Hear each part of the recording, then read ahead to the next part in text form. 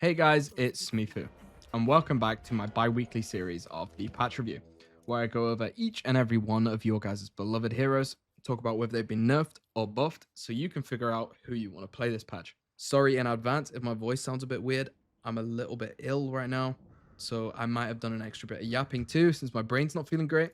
But anyway, this patch has been all about nerfing tankiness and healing by the looks of it, at the same time as bringing down the heal reduction stuff more in line. So we'll see how this plays out. But in the meantime, enjoy the video.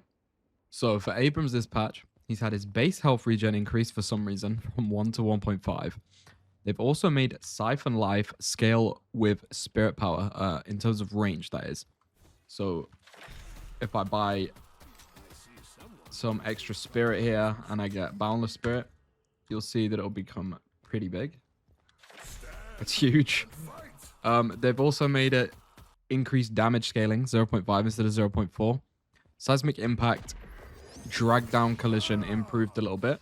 So that's when there's, someone in the air and you're trying to ult them down to the ground. The collision's been improved on that. Infernal resilience is 3, 14% to 11%, and the T3 from 7% to 5.5% damage regenerated. So pretty big nerf there. Siphon Life heal also versus heroes reduced from 100% to 75%, and versus non-heroes from 50% to 40%. So Bebop has had some weird changes this patch. Now as an ally, you can cancel Bebop's hook by pressing space when he hooks you. So if I make him mimic right now, and then I hook myself and spam space, you'll see I won't get hooked. You can cancel it at any point as well. So that's pretty good if you're, rushing someone and your Bebop accidentally hooks you. You can cancel it and keep chasing the person down. Then for the other changes on Bebop, we have Exploding Uppercut. The T2 is now gained on melee as well. So the extra damage you're going to get on melees. You're not going to get fast spin up time or range on your melees though. It's just going to give you that extra 60% weapon damage applied to your melees. Hyper Beam has been nerfed in the way that it's from 100% to 80% heal against heroes and 33% to 25% heal against non-heroes with the T3 upgrade. Dynamo has had quite a few changes here. I don't think there's anything too crazy though. His 1 kinetic pulse is now going to slide around stuff that it hits and carry on going rather than, just sitting there the whole time. So if you accidentally hit a corner when you're trying to press 1 on someone there, it's still going to go around and it's going to get them perfectly fine. Quantum Singularity, I think it's meant to say Quantum Entanglement here, now has a visual indicator for allies that will teleport. They can't shoot an atom. So you can see that there on Abrams. And it also no longer cancels allies' channels if you teleport them while they're channeling. The ally range has been increased from 9 meters to 10 meters, which is pretty nice. Cooldown has been increased though from 15 seconds to 16 seconds. T3 cooldown reduction improved from -4 seconds to -5 seconds, so you can get that cooldown back. Then a few changes for Rejuvenating Aurora. It now allows you to reload during it, which is great. Also allows you to use melee before the T3 upgrade, which was not possible for, which is obviously great, especially in lane. If you're getting, rushed because you're healing and they know you can't shoot, you can melee people now. The Rejuvenating Aurora regen, though, has been reduced from 32 to 30. So if I sell these, Might be time to get it'll show you there, 30 at base. Spirit Power scaling also reduced from 0.5 to 0.45, and T3 reduced from 3.8% to 3.4%. So for Grey Talon, it looks like some weird changes here, but probably a buff overall. Bullet damage is now increased from 24 to 25 at base, which is obviously great, along with health growth per boon being increased from 27 to 29. The Mobilizing Trap has had kind of a rework. Instead of being a root, it's now going to be a tether, like Vindicta's tether. The tether duration has been increased from 1.25 to 1.5. The trap no longer applies 50% slow for 1 second, but the trap slow now starts immediately for 30% and lasts until 2 seconds after the tether ends.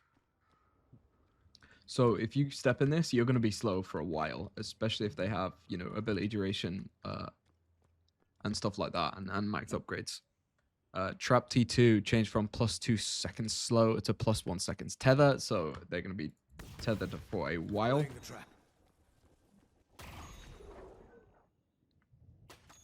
It's a pretty long tether. The trap radius has been increased from 6 to 6.2. Bit of a weird change, bit of a tiny increase. Anyway, trap T1 CD reduction improved from -19 seconds to -20 seconds. Guided owl camera now returns more quickly when the owl collides very far away, like this. Rain of Arrows T3 has been reduced from 50% lifesteal to 40% lifesteal. So I think overall here, Haze has got a buff. She has got something very interesting we'll get onto with Smoke Bomb. But to start with, we'll talk about Bullet Dance. Bullet Dance no longer freezes your client anymore when you use it sometimes, so that's great. They've changed the bonus damage to spirit damage during Bullet Dance. So, yeah, that looks cool. That looks very cool. And maybe pretty strong. I don't know. We'll see. But it has 0.1 spirit scaling. And the T1 is changed to +7 spirit damage. So that could be quite a lot of spirit damage, especially late game. She can also use items during Smoke Bomb, and it's no longer going to break her invisibility, which is actually insane. Smoke Bomb cooldown has been reduced from 37 seconds to 30 seconds. T1 has been changed from -14 seconds cooldown to +6 invis sprint speed, so you're very, very fast. You are extremely fast. This is with no other sprint items.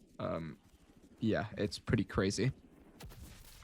The T3 has been changed from +30% bullet lifesteal to the most insane thing you will hear, I think, in the whole patch. And that's that she gets an extra charge. So she's going to get 2 charges on her Smoke Bomb now. And when she activates it, she'll phase out of the world for 0.5 seconds. So it's like an ethereal shift, but you can still move.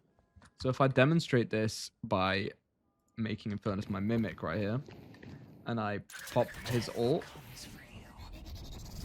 you can see I can actually dodge the damage of that by pressing Smoke Bomb. Because you get this effect around you and you dodge everything. You basically just go into ethereal shift. It's pretty crazy. Definitely going to increase Haze's survivability late game heavily. Big change for this hero. T2 has been changed from +6 seconds, +6 invis sprint speed to +15% bullet lifesteal for 8 seconds. So instead of having to get the T3 for some bullet lifesteal, you're not getting a T2. Granted, it's a little bit less though. Fixation damage versus objects reduced by 30%. Objectives even, sorry. So you're going to, melt objectives a lot slower now.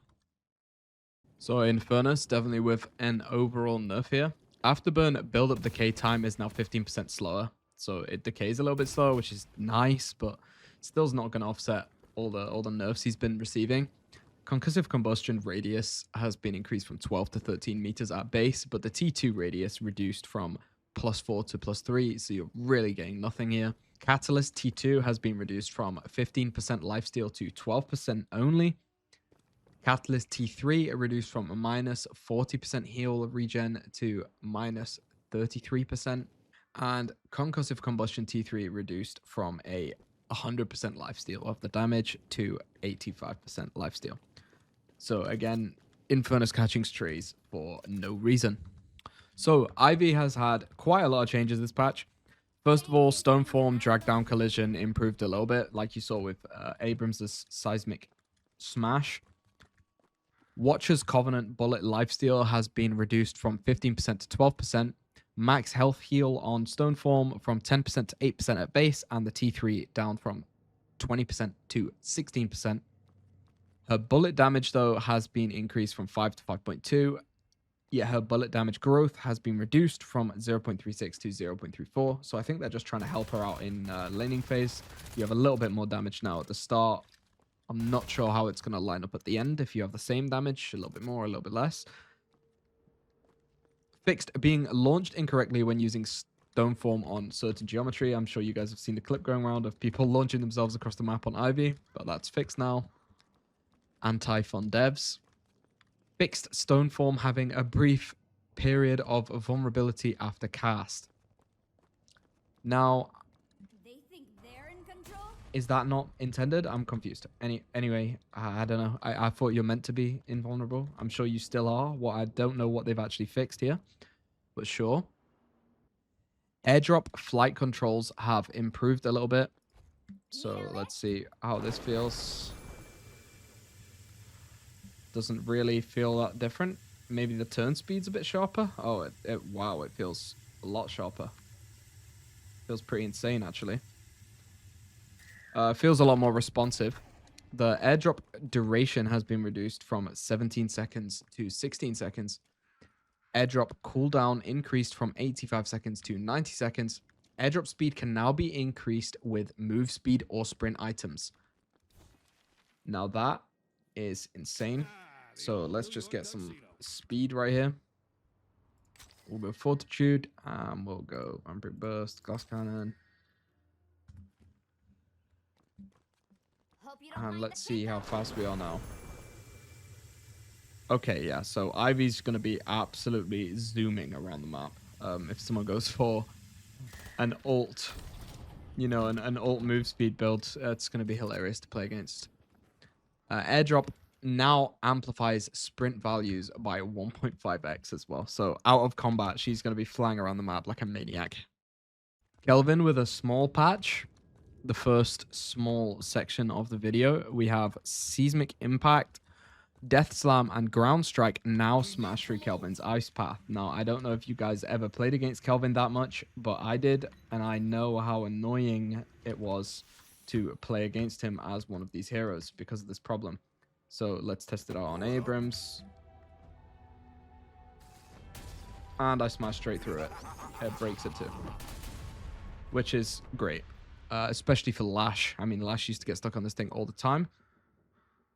Then we have his Frost Grenade T2 reduced from plus 125 heal to a 100 only.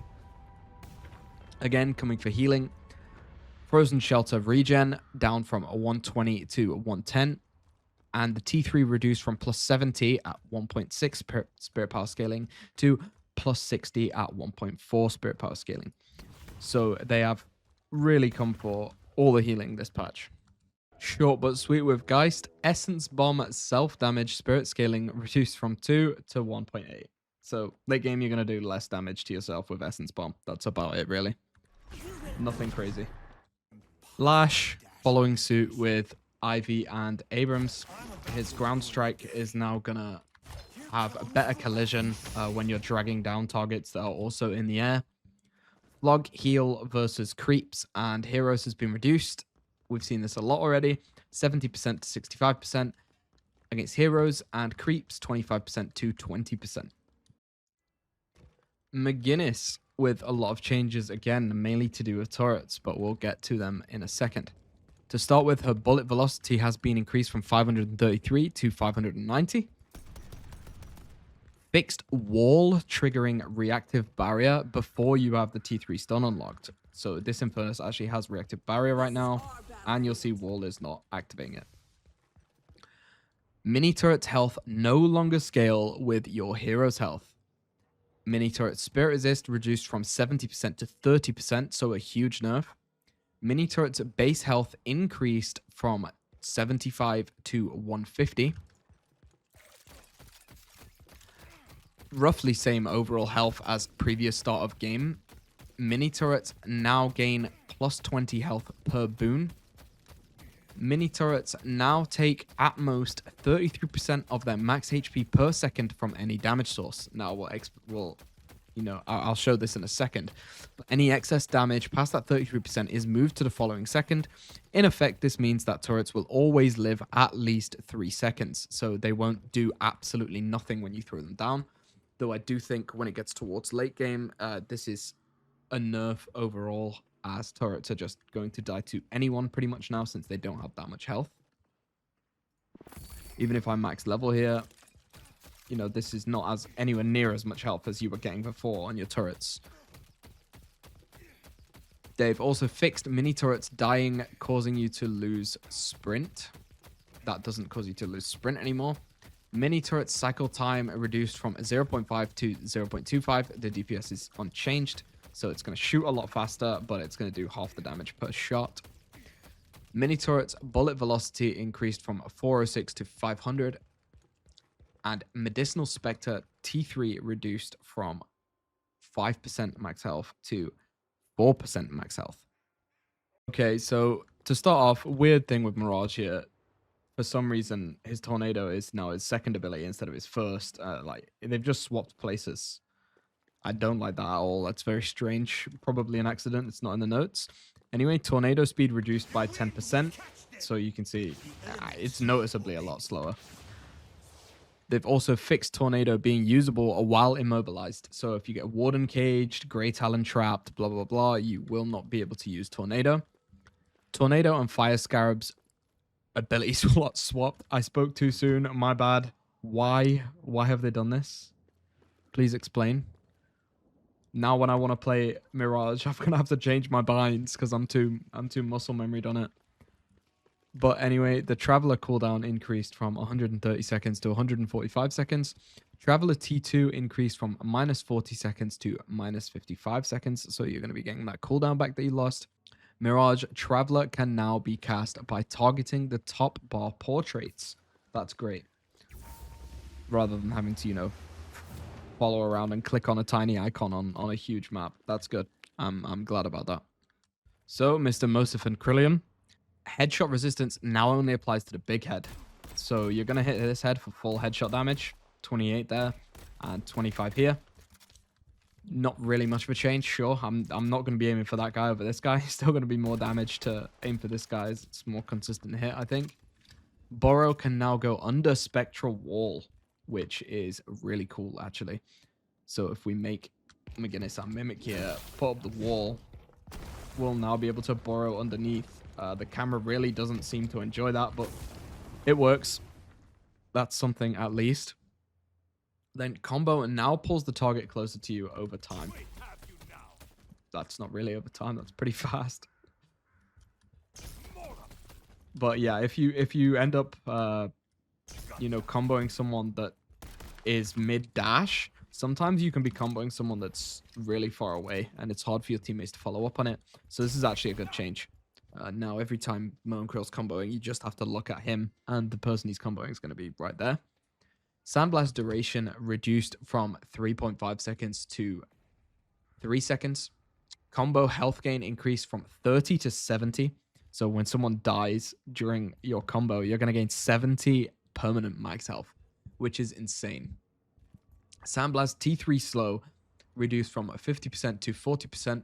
Scorn heal versus heroes reduced from 2x to 1.6x the damage. And with creeps, it's from 0.7x to 0.6x. So Paradox has had a weird change this patch. The gun is weird sounding now. I don't like the new sound on the gun. Kinetic Carbine is now going to activate headshot items like headshot booster. So you see the headshot boost there. That's pretty good. Paradoxical swap time minimum/maximum increased by 0.2 and 0.3 respectively. To help with the camera, they say. It doesn't really matter that it's to help with the camera. It is just a buff. Now your teammates, you know, like the old swap, are going to be able to react to it a lot more reliably and punish enemies for getting swapped. It is a buff. Still not as good as it used to be, but it's a buff. And Time Wall now does 50 damage for going through it, or just for touching it, should I say. Pocket with basically nothing, and just a healing nerf again, or healing reduction nerf. The T2 on Affliction is down from 60% healing suppression to 50% healing suppression. 7 also would barely anything, but again, the same change as Paradox. They've reworked the gun sounds. I actually like the way 7 sounds though. It sounds meaty, it sounds beefy, it sounds like it packs a punch. It's pretty cool. Onto the actual gameplay changes though. Storm Cloud now causes you to levitate up and down a little bit in a cycle rather than being fully stationary.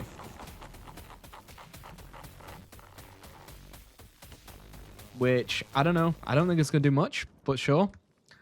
Storm Cloud expand time reduced from 2 seconds to 1.5 seconds. So we'll see how crazy that's going to get with a large amount of reach. This is just going to make it so it only takes 1.5 seconds for the ability to get to its max range. And you can see how fast that goes out. I'm not going to lie. Alt 7 might be the go again. We'll see. It looks pretty fun to play this. Just become a rising sun immediately. But yeah, not much for 7. So, Shiv with a long list this patch. Serrated Knives cooldown has had a buff from 19 seconds to 16 seconds. Serrated Knives can also now capture souls, which is interesting. I don't think I'll see myself using this very often. Fixed an issue where using Serrated Knives and immediately holding M1 after to shoot doesn't fire your gun. So I'm going to press Serrated Knives and instantly hold M1. And it does shoot. So they have definitely fixed that, which is nice because that used to annoy me a lot playing Shiv.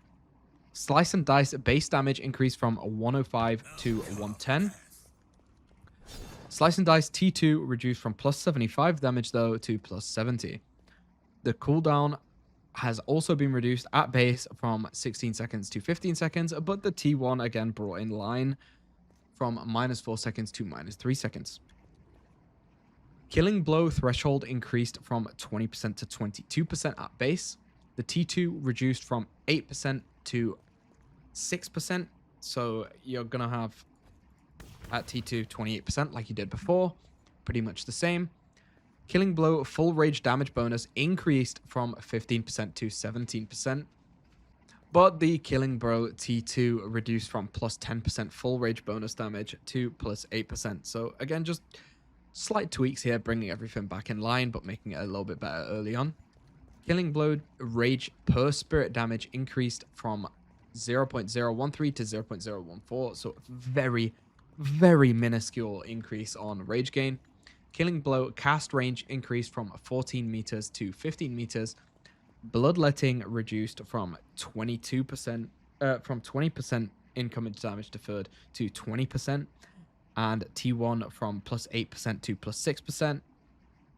Bloodletting rage bonus reduced from 15% to 14%. So again, they're just going along with the trend of this patch, looking at stuff that makes heroes tanky, stuff that makes heroes heal a lot, and just nerfing them. So Vindicta with some weird changes this patch. Crow Familiar changed from 0.2 seconds cast delay to 0.2 seconds post cast time. To me, this looks like it's also flying faster. I'm not sure. Maybe that's because I don't play Vindicta, but it looks like it flies faster. Anyway, they've changed the resist reduction to, instead of just bullet resist, it's actually spirit resist as well. So -6% bullet resist and spirit resist. And T3 changed from plus 3% bleed to and -40% anti-heal to -12% spirit and bullet resist. So -18% on both in endgame is going to make Vindicta hit like a truck, but it has definitely nerfed her, AFK support bleed damage build. Stake radius has been increased from 8 meters to 9 meters at the base, but Stake now sucks enemies 3 meters towards the center and limits their movement to 6 meters from the center. So if you get a lot of ability range like I have here, and you hit an enemy with the edge of it, it's going to pull them really close in to 3 meters from the center, and they're only going to be able to move 6 meters from the center, regardless of how much range your Stake actually has. So range is actually a lot better for Stake than it used to be. Assassinate minimum charge up damage increased from 25% to 50%. So that's for quick scopes.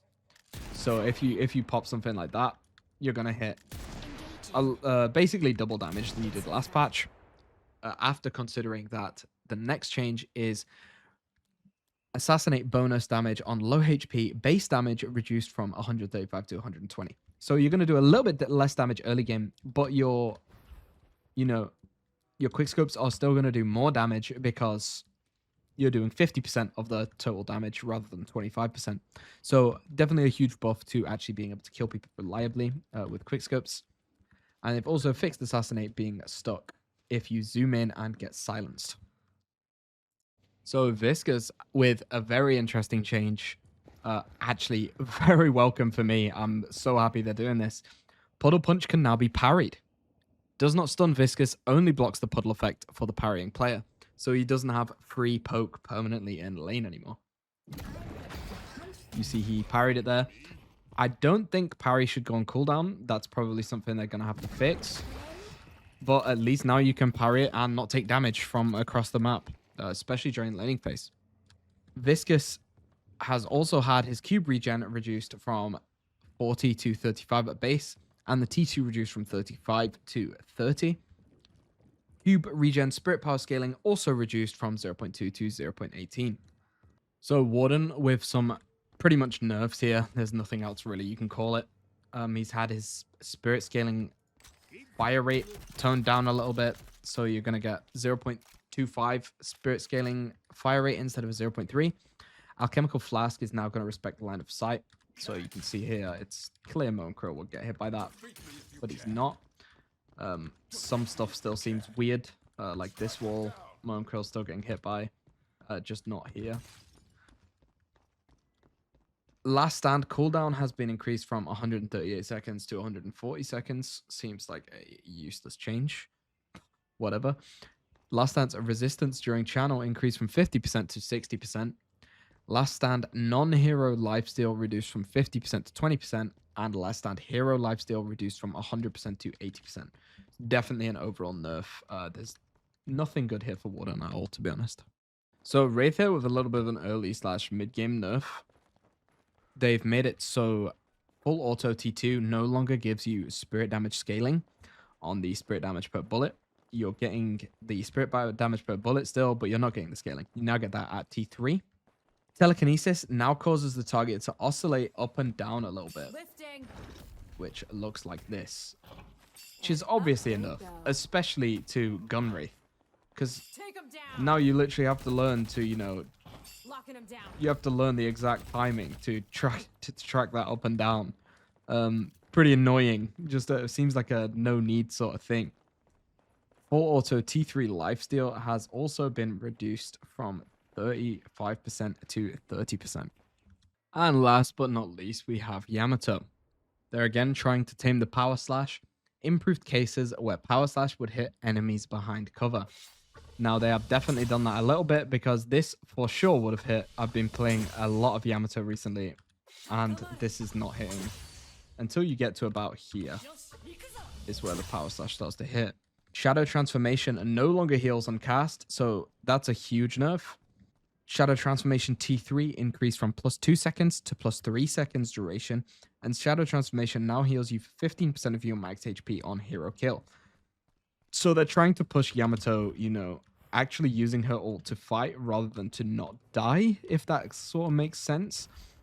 Now you have to use it as a huge buff and actually go and get kills with it, or you lose a lot of value. It's not just going to make you basically invincible. You can't pop it when you're low health and be safe anymore since there's no heal. If you're one shot and you pop your ult, you're just dead as soon as you come out of it. So I like this. It makes her ult a lot less cheap, and maybe is going to balance Yamato for once. We'll see. But that's been it for me, guys. I hope you've enjoyed the video. Sorry if I yapped a bit. Sorry if my voice sounds a bit weird. Not been feeling too well, like I said in the intro. But yeah, thanks for watching and goodbye.